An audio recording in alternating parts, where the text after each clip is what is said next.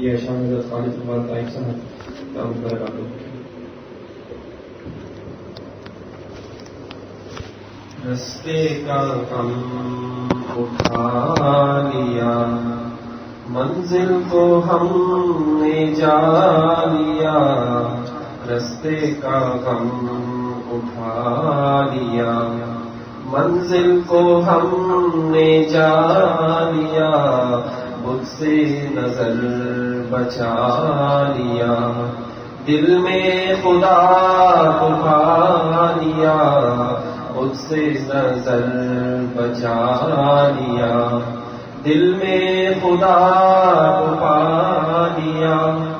رستے کا غم اٹھا لیا، منزل کو ہم نے جا لیا. مجھ سے نظر بچا لیا، دل میں خدا کو پا لیا. کر کے بصارتیں فدا ہم کو بصیرتیں ملی. کر کے بصارتیں فدا ہم کو بصیرتیں ملی. سوچ خدا کو کیا دیا، دیکھ خدا سے کیا لیا. سوچ خدا کو کیا دیا، دیکھ خدا سے کیا لیا. کر کے بصارتیں فدا ہم کو بصیرتیں ملی. سوچ خدا کو کیا دیا، دیکھ خدا سے کیا لیا. باقی تمام چوٹیاں چھوٹی ہیں بس تو یوں سمجھ. باقی تمام چوٹیاں چھوٹی ہیں بس تو یوں سمجھ. نظریں بتوں سے کیا بچی، سر کر لیا ہمالیہ. نظریں بتوں سے کیا بچی، سر کر لیا ہمالیہ. باقی تمام چوٹیاں چھوٹی ہیں بس تو یوں سمجھ. نظریں بتوں سے کیا بچی، سر کر لیا ہمالیہ. رستے کا غم اٹھا لیا، منزل کو ہم نے جا لیا. نظروں سے جام غیر کا پینے سے پیاس بڑھ گئی. نظروں سے جام غیر کا پینے سے پیاس بڑھ گئی. پیاس بجھی نہیں یوں ہی مفت میں دل جلا لیا. پیاس بجھی نہیں یوں ہی مفت میں دل جلا لیا. نظروں سے جام غیر کا پینے سے پیاس بجھ گئی. نظروں سے جام غیر کا پینے سے پیاس بڑھ گئی. پیاس بجھی نہیں یوں ہی مفت میں دل جلا دیا. پیاس بجھی نہیں یوں ہی مفت میں دل جلا دیا. صبح سے شام تک جو حسن خدا کتاب میں. صبح سے شام تک جو حسن خدا کتاب میں. نکلے گا اس کے کیوں نہ پھر اخلاق کا دیوالیہ. نکلے گا کیوں، نکلے گا اس کے کیوں نہ پھر اخلاق کا دیوانیہ صبح سے شام تک جو ہو حسن خدا کی تاب میں نکلے گا اس کے کیوں نہ پھر اخلاق کا دیوانیہ کہتا ہے کچھ دیا نہیں کہتا ہے کچھ دیا نہیں کہتا ہے کچھ دیا نہیں کہتا ہے کچھ دیا نہیں دیکھا تھا کس لیے بتا یہ ہے نشان سوالیہ دیکھا تھا کس لیے بتا یہ ہے نشان سوالیہ کہتا ہے کچھ دیا نہیں کہتا ہے کچھ دیا نہیں کہتا ہے کچھ دیا نہیں کہتا ہے کچھ دیا نہیں کہتا ہے کچھ دیا نہیں دیکھا تھا کس لیے بتا یہ ہے نشان سوالیہ دیکھا تھا کس لیے بتا یہ ہے نشان سوالیہ شیخ کا فیض دیکھیے تائب نے اپنے قلب سے شیخ کا فیض دیکھیے تائب نے اپنے قلب سے نقش خدا مٹا دیا یاد خدا جما دیا نقش خدا مٹا دیا یاد خدا جما دیا شیخ کا فیض دیکھیے تائب نے اپنے قلب سے نقش خدا مٹا دیا یاد خدا جما دیا نقش خدا مٹا دیا یاد خدا جما دیا باقی تمام چوٹیاں چھوٹی ہے بس تو یوں سمجھ نظریں تو سے کیا بچی سر کر لیا ہمالیہ نظریں تو سے کیا بچی سر کر لیا ہمالیہ رستے کا غم اٹھا لیا منزل کو ہم نے پا لیا مجھ سے نظر بچا لیا دل میں خدا کو پا لیا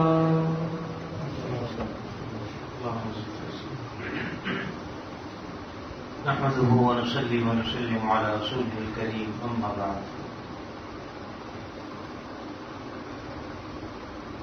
حضرت طاہر صاحب کے جو اشعار آپ نے سنے اصل میں اس میں حضرت والا ہی کا مضمون ہے جو انہوں نے بیان کیا ہے اپنے الفاظ میں اور حقیقت یہی ہے کہ جو بات اس میں کہی گئی ہے کہ اگر تم نے اپنے نظروں کی حفاظت کر لی تو سمجھ لو کہ تم نے کوہ ہمالیہ سر کر لیا سب سے بڑا اونچا پہاڑ ہے جس کو لوگ آئے دن سر کرتے رہتے ہیں اور جب سر کر لیتے ہیں تو اس کا بڑا نام ہوتا ہے کہ صاحب سب سے اونچی دنیا کی چوٹی پر یہ پہنچ گئے اور کئی لوگ اس سر کرنے میں جان سے ہاتھ بھی دھو گئے لیکن اس کے باوجود دنیا کی نامآوری انہیں چین لینے نہیں دیتی مشکلات طے کرتے ہوئے سردی اور گرمی سہتے ہوئے اس ہمالیہ کو سر کرنے کے لوگ مہم جوئی کرتے رہتے ہیں. اس میں جو بات بتائی گئی ہے وہ یہی ہے کہ اگر تم نے اپنی نظروں کی حفاظت کر لی ٹانک جھانک سے اپنے آپ کو بچا لیا تو سمجھ لو کہ تم نے بہت بڑی چوٹی سر کر لی یہ اصل میں کمال ہے کہ کوئی ہمالیہ کو تم نے سر کر لیا. تو حقیقت یہی ہے، جب بڑا گناہ آدمی بڑے گناہ سے بچ جاتا ہے تو چھوٹا گناہ چھوڑنا اس کے لیے اور آسان ہوتا ہے. ہمارے حضرت فرمایا کرتے تھے کہ جو بھینس اٹھا لے گا بکری بھی اٹھا لے گا. اگر کوئی شخص بھینس اٹھا سکتا ہے تو بتاؤ بکری اٹھا سکتا ہے کہ نہیں؟ تو جب جس کے لیے بھینس اٹھانا آسان ہو جائے اس کے لیے بکری اٹھانا مشکل نہیں ہوتا. تو جس کو بڑا گناہ جو آدمی چھوڑ دے گا تو چھوٹے گناہ تو پھر ایسے ہی. ایک صاحب کو کسی نے کہہ دیا مولوی صاحب نے کہ دیکھو بھائی نماز پڑھا کرو. اس نے نماز پڑھنی شروع کر دی. اس کے بعد بھینسیں تھی تو نماز پڑھتا تھا اس کی بھینس مر جاتی تھی. کافی ساری بھینسیں مر گئی. تو ایک دن جو ہے وہ جب وضو کرنے کے لیے بیٹھا ہے نماز کے لیے کھڑا ہوا تو ایک وہ اس کا بھینس کا جو کٹا تھا وہ چیخنے لگا. اس کی طرف دیکھ کے کہنے لگا دیکھو تم تو ہماری وضو کی مارو ہے.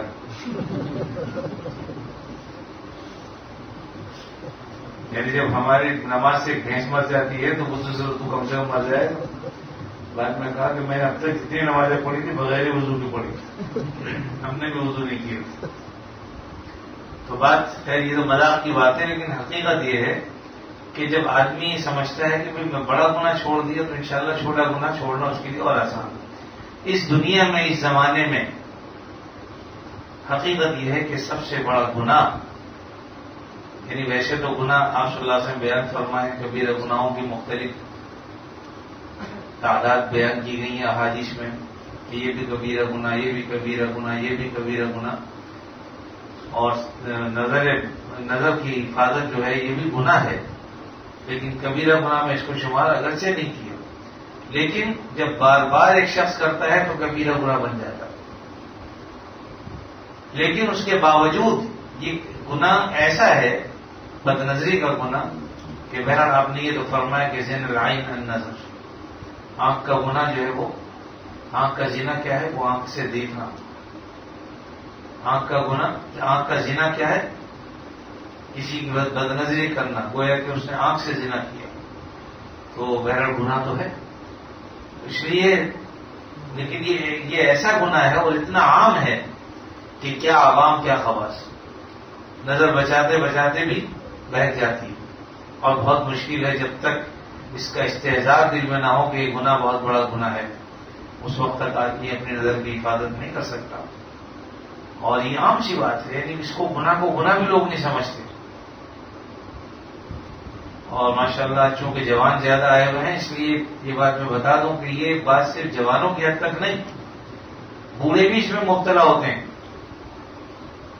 ایک صاحب اللہ تعالیٰ ان کی مغفرت کرے، پتہ نہیں اب ہیں یا نہیں ہے، لیکن بہت عرصے پہلے کی بات ہے، یعنی آج سے 10-15 سال پہلے کی بات ہے. ایک صاحب ان کی کمر بالکل جھکی ہوئی تھی اور حالانکہ داڑھی بھی بالکل سفید تھی، لیکن بیچارے میرے پاس آئے، آ کر انہوں نے مجھ سے اسی گناہ کا کہا کہ مجھ میں یہ بڑی جو گناہ ہے ایک طرح سے، اور مجھ میں ایسی طبیعت کے اندر میری یہ ہے کہ بعض اوقات میں کئی اسٹاف پیچھا کرتا ہوں، حالانکہ حاصل کچھ نہیں ہے مجھے، لیکن یہ ایک لت پڑ گئی.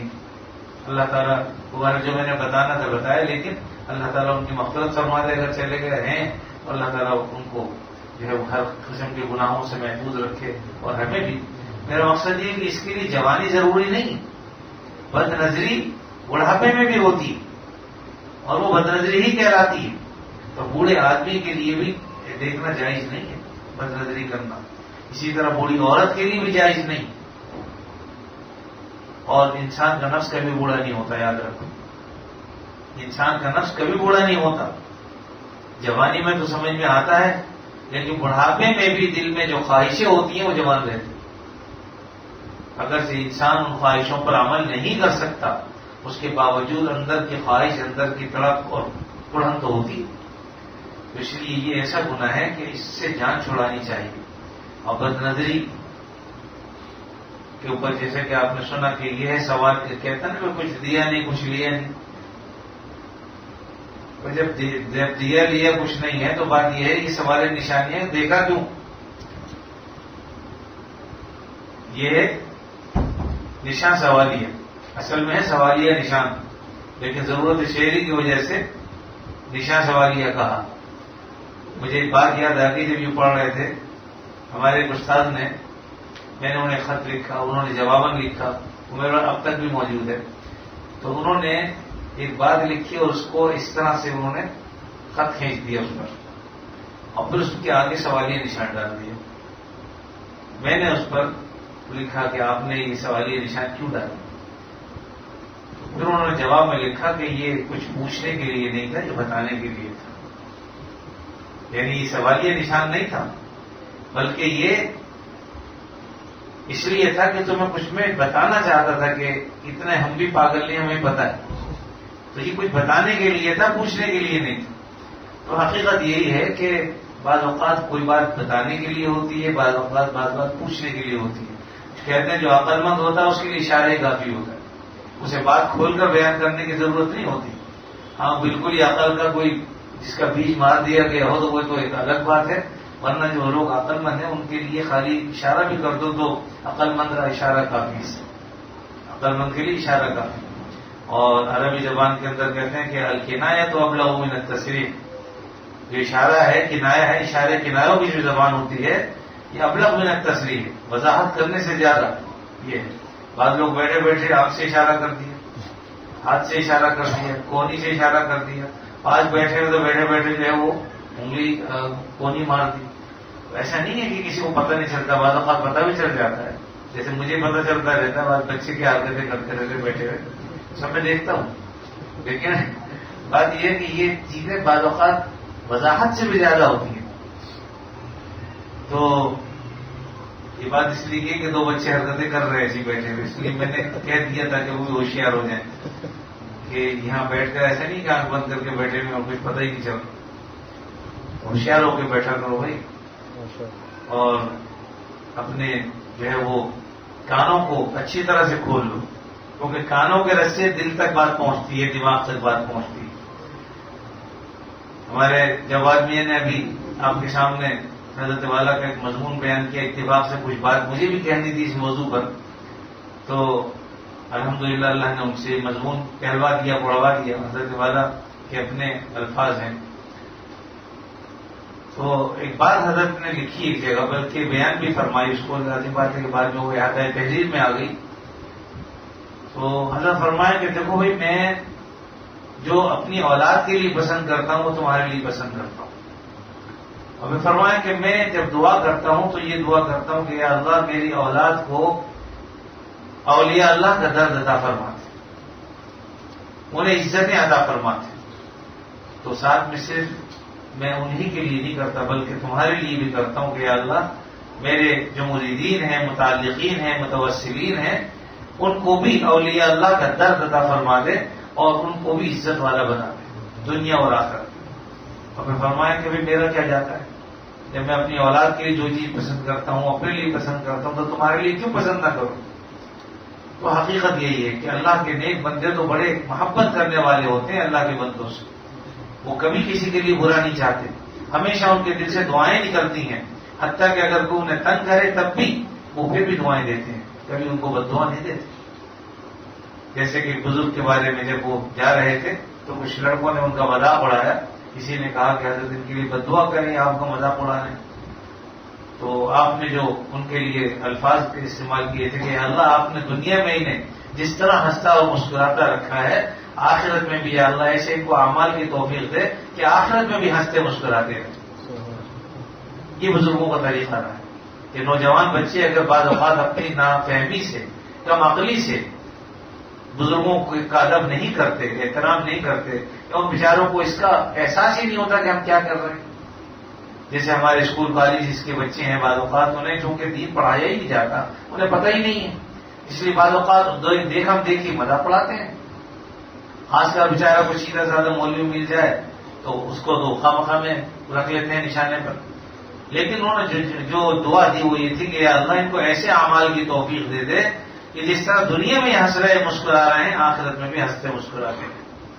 تو کسی نے کہا کہ میں نے تو آپ سے بد دعا کے لیے کہا تھا، فرمایا کہ ہماری دعا یہی ہے، اس لیے کہ جب وہاں مسکرائیں گے تبھی مسکرائیں گے جب یہاں اچھے کام کریں گے۔ اس لیے ہم نے ان کو جو دعا دی ہوئی ہے کہ اللہ ان کو آخرت میں بھی ہنستا مسکراتا رہے، اور ہنستا مسکراتا وہی رہے گا جو دنیا میں اچھے کام کرے گا۔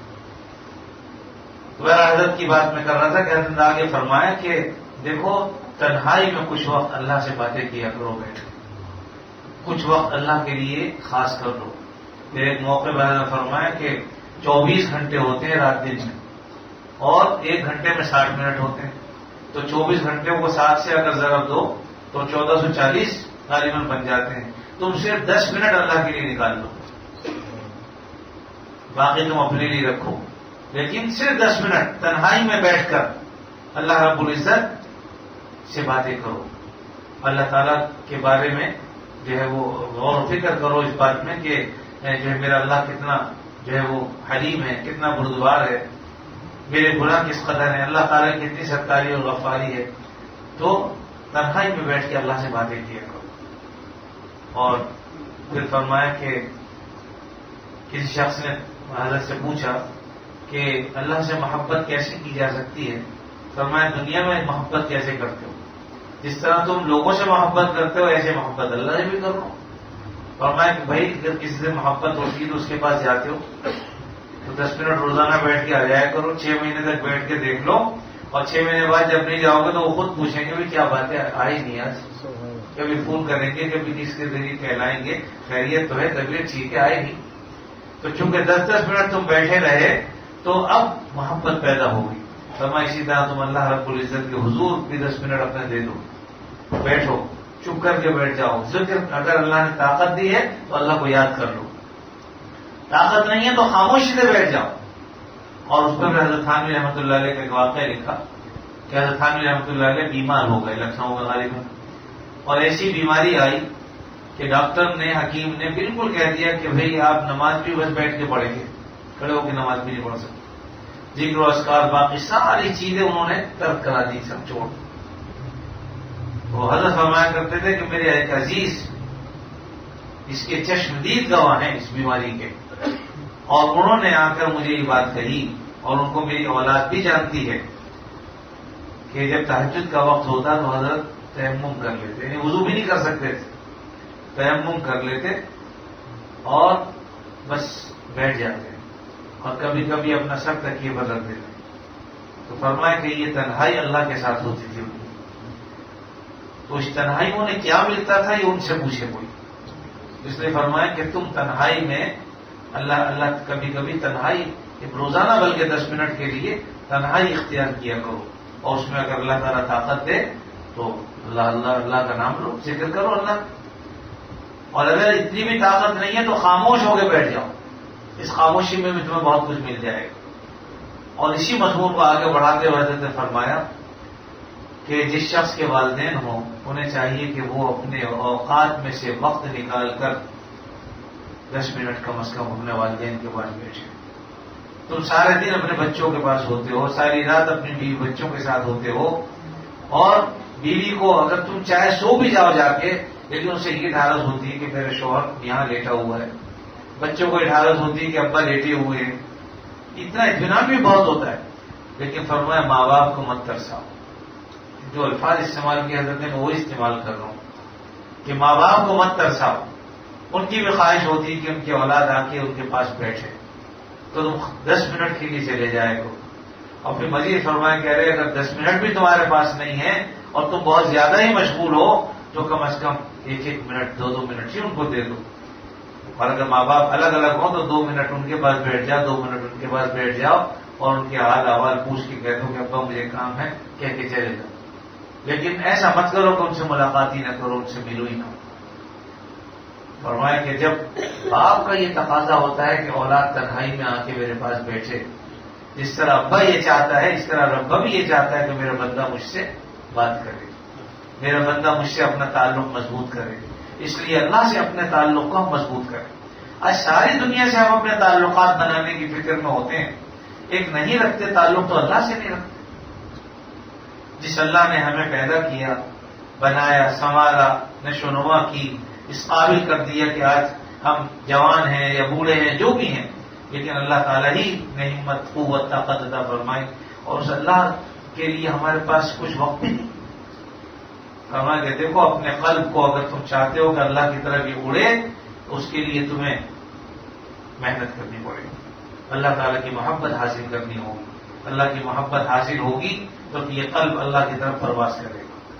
اور حضرت نے فرمایا کہ دیکھو جس طریقے سے ہوائی جہاز کو اڑنے کے لیے بہت زیادہ پیٹرول کی ضرورت ہوتی ہے، وجہ اس کی یہ ہوتی ہے کہ جہاز کے سارے اجزاء جو ہوتے ہیں مٹی کے ہوتے ہیں، لوہا بھی مٹی سے نکلتا ہے، تانبا بھی مٹی سے نکلتا ہے، پیتل بھی مٹی سے نکلتا ہے، ساری چیزیں مٹی سے نکل رہی ہیں، اس لیے اس کے تمام اجزاء مٹی کے بنے ہوئے ہیں، اور جب اجزاء مٹی کے بنے ہوئے ہیں تو وہ اپنے مرکز سے جدا ہونے کو تیار نہیں ہوتا۔ مرکز کی طرف آنے کے لیے اس کو بہت زیادہ طاقت کی ضرورت نہیں ہوتی، لیکن مرکز سے جدا ہونے کے لیے اس کو طاقت کی ضرورت ہوتی ہے۔ فرمایا تم بھی مٹی سے بنے ہوئے ہو، اس لیے تمہیں مٹی کے کباب، مٹی کی بریانیاں اور مٹی کے جو ہے وہ عورتیں، مٹی کے بچے، مٹی کے مرد، مٹی کے ساتھ مٹی سے بنے ہوئے ہیں ہم لوگ سب کے سب مٹی سے بنے ہوئے ہیں۔ وَلَقَدْ خَلَقْنَا الْإِنسَانَ مِنْ صَلْصَالٍ مِنْ حَمَإٍ مَسْنُونٍ، اللہ نے کھنکتی ہوئی مٹی سے ہمیں پیدا کیا، تو ہماری پیدائش کا جو مادہ ہے اس میں مٹی سے اللہ نے بنایا ہے۔ اسی طرح چاہے کوئی کتنی خوبصورت عورت ہو لیکن ہے کس سے؟ مٹی۔ کتنا ہی خوبصورت مرد ہو مٹی کا بنا، ہماری اولاد، ماں باپ، بہن بھائی سب مٹی کے بنے ہیں۔ اسی طرح جو کچھ ہم کھا رہے ہیں، بریانی کھا رہے ہیں، کہاں سے نکل رہی بھائی؟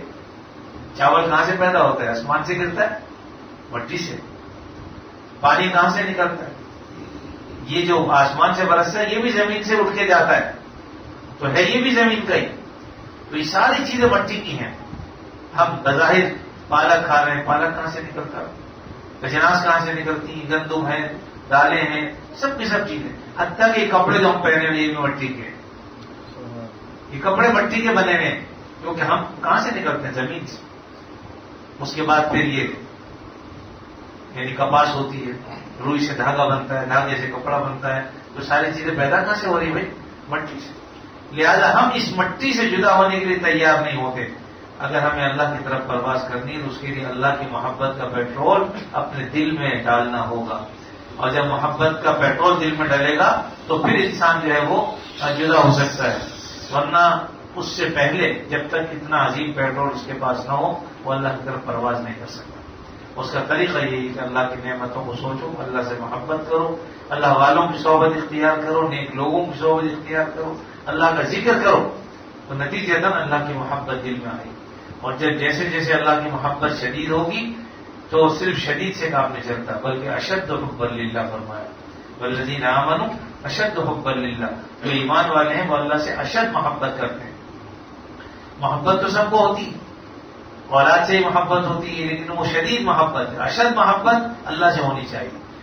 یعنی جب مقابلہ آ جائے اللہ رب العزت کی محبت کا، اور اولاد کی محبت کا، اور بچوں کی محبت کا، اور بیوی کی محبت کا، برادری کی محبت کا، تو آدمی پھر اللہ کی محبت کو ترجیح دے، تو یہ ہے اشد محبت۔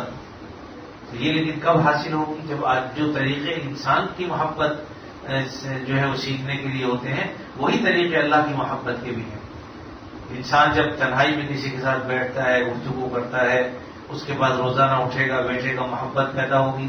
اسی طریقے سے آدمی اگر روزانہ کچھ وقت نکال کر اللہ کا ذکر کرے، اور اگر ذکر پر قدرت ہے تو خاموشی سے بیٹھ جائے، انشاءاللہ اس سے بھی اللہ کی محبت حاصل ہوگی۔ تو 10 منٹ بہت زیادہ وقت نہیں، آدمی اس کے لیے وقت نکالے، ہو سکے تو صبح و شام اللہ کا ذکر کرے۔ اور حضرت ہمارے فرماتے ہیں کہ مناجات مقبول میں سے روزانہ 1 منزل پڑھ لیا کرو۔ جو آدمی 7 دن میں، یہ مناجات مقبول کے حضرت تھانوی رحمۃ اللہ علیہ نے لکھی ہے، اور 7 دن میں ہی ختم ہو جاتی ہے، یعنی روزانہ ہر دن کی منزل ہے، ہفتے کے دن کی، اتوار کے دن کی، پیر کی، منگل بدھ جمعرات جمعہ، اس طرح سے ہر دن کی ایک منزل ہے، تو آپ ہر دن کی ایک منزل پڑھ لیا کریں۔ حضرت فرماتے ہیں جس نے 7 دن میں یہ پڑھ لیا تو قرآن و حدیث میں جتنی دعائیں ہیں وہ سب اس نے پڑھ لی، حضرت نے ساری جمع کر دی۔ 7 دن میں آپ نے جب اس منزل کو ختم کر دیا، اور ہر 7 دن میں آپ نے پڑھ لینی ہے انشاءاللہ، تو گویا کہ آپ نے قرآن و حدیث کی جتنی دعائیں ہیں وہ ساری کی ساری اس میں آ گئی۔ یہ اتنی بڑی نعمت ہے آپ کو کہ ویسے حاصل نہیں ہو سکتی، لیکن اللہ کے بندوں نے یہ نیک کام بھی ہمارے لیے آسان کر دیا کہ اگر کوئی کرنا چاہے تو مشکل نہیں، انہوں نے کوئی کام چھوڑا نہیں ہمارے لیے.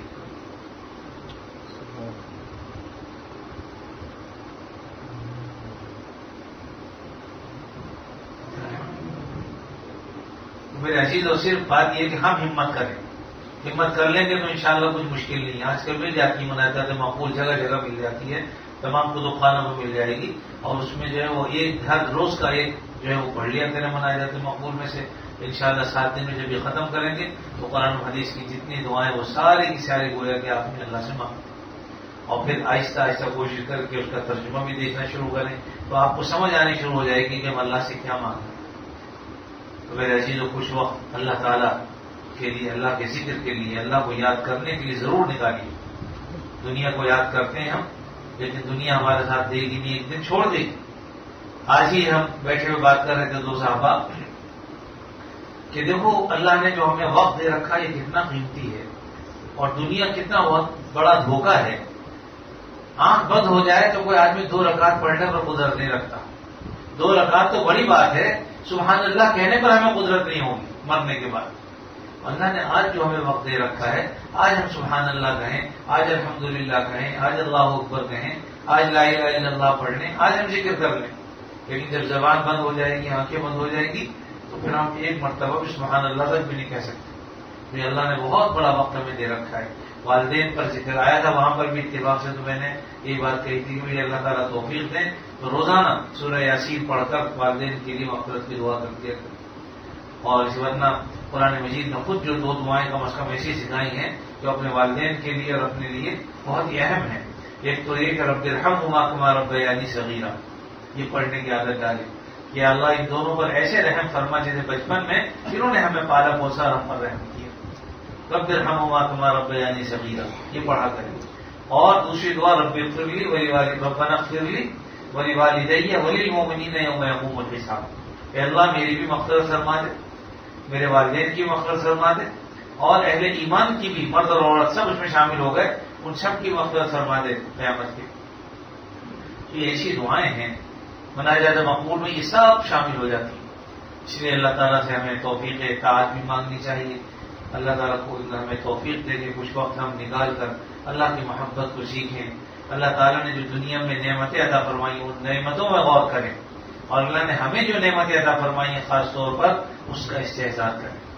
اللہ تعالیٰ اپنے فضل و کرم سے مجھے بھی، آپ کو اور تمام مسلمانوں کو اعمال صالحہ کی توفیق عطا فرمائے، اور اپنے ذکر و فکر سے ہماری زبانوں کو تر رکھنے کی اللہ تعالیٰ ہمیں توفیق عطا فرما دے. وآخر دعوانا الحمدللہ.